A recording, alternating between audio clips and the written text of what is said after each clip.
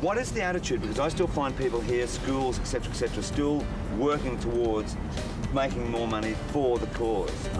Well, that's what has to be kept going, because I may have said it earlier that without a doubt, when you helped on Live Aid Day, you really did keep thousands upon thousands of people alive.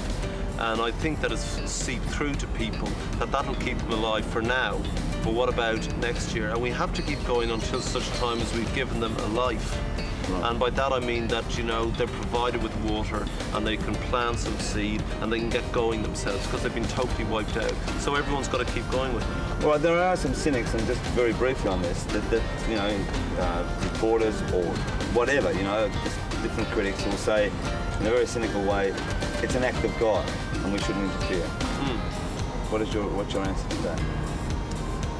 Well, I'd say God has a very wry and bitter sense of humour, and if that's an act of God, and if God is what he claims to be and what people claim for him to be, then I don't think he'd have ever done this. I think it's largely an act of man. Right.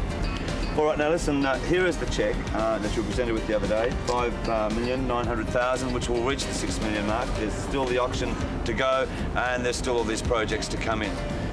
I was so proud that night watching you on television, and I thought it was deserved of anyone, and especially you, to be lifted up by the greats, McCartney and Sting and people like that. I won't ask you what your feeling was, because I think it shows in the film.